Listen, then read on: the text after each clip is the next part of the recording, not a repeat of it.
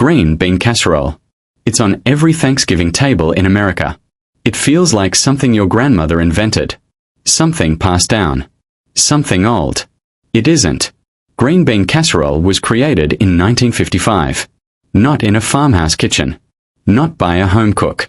Inside a test kitchen in a corporate office building in Camden, New Jersey. By a Campbell's soup employee. Under deadline pressure. To sell more cans of cream of mushroom soup. The woman who made it, Dorcas Reilly, wasn't trying to create a holiday tradition. She was trying to meet a recipe development quota.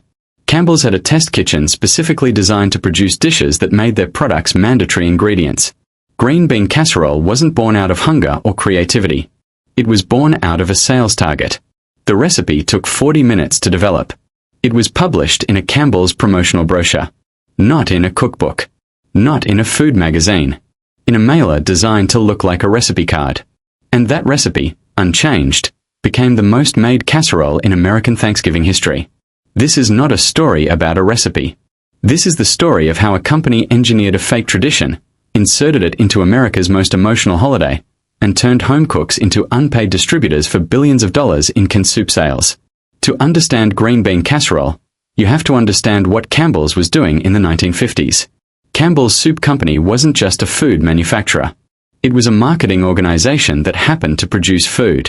By 1955, Campbell's had already mastered something most food companies hadn't yet discovered: the recipe as advertising. The idea was elegant and ruthless. Instead of buying traditional ad space, you create a recipe that makes your product indispensable. Then you distribute that recipe for free through newspapers, women's magazines, promotional brochures, and radio programs. Every time a home cook makes the recipe, they buy a can. Every time they serve it, they create new customers. The home cook becomes a voluntary, unpaid brand ambassador. In the 1950s, the Campbell's test kitchen was producing hundreds of recipes a year using this model. They weren't developing food for enjoyment. They were developing demand generation content, 70 years before the term existed in marketing. Dorcas Reilly was a home economist working in that kitchen. Her job title, home economist, was itself a calculated branding decision. Not food scientist. Not product developer. Home economist. It evoked warmth, trust, and domestic familiarity. It made her feel like one of you. She wasn't developing recipes for herself. She was developing them for a company's quarterly sales targets. The green bean casserole recipe she created wasn't accidental. Every element was carefully calculated. Green beans are available year-round. Cheap and universally palatable. No regional resistance. No religious dietary conflicts. Accessible across income levels. Cream of mushroom soup. One of Campbell's most profitable products at the time. High margins. Long shelf life. It functioned as both sauce base and binder, replacing a classic bechamel, which requires butter, flour, milk, and 20 minutes of active cooking. Here's the key food chemistry. Cream of mushroom soup is a pre-gelatinized starch suspension. When heated, the modified starch network expands and forms a spoonable casserole texture that binds surrounding ingredients, in this case, green beans. It does in 5 minutes what classical French sauce technique does in 20. The topping, French's French fried onions, was added for textural contrast. The Maillard reaction on the onion surface produces hundreds of volatile aromatic compounds, pyrazines, furans, aldehydes, creating that characteristic roasted, savory smell associated with comfort food. That smell is neurologically processed as warmth and safety. The resulting dish, green beans, cream of mushroom soup, fried onions, required exactly 3 purchasable products, 15 minutes of prep time, and 0 cooking skill. That accessibility wasn't an accident. It was the design specification. Campbell's didn't just create the recipe. It built a distribution system for it. In 1955, the recipe was printed on the back of Campbell's cream of mushroom soup cans. Every can sold became a recipe card. Every grocery store became a distribution point for instructions that required buying the same product. This was looped marketing before the term existed. The product advertised itself through instructions that required its own purchase.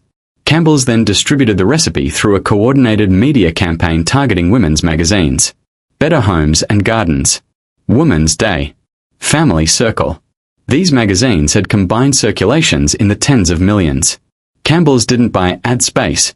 It submitted recipes. Recipes were considered editorial content, not advertisements. They were published for free. The recipe also entered the Associated Press network, a system that distributed content to newspapers nationwide. A single submission could appear in hundreds of local papers within days. By 1956, just 1 year after its creation, the green bean casserole recipe had reached approximately 100 million households. Campbell's had paid almost nothing for media. Distribution was done by American home cooks. The rise of green bean casserole as a Thanksgiving staple wasn't organic. Campbell's marketing team made a deliberate decision in the late 1950s and early 1960s to position the dish specifically as a holiday food. The reasoning was financial and clear. Holiday meals generate the highest single grocery spend of the year.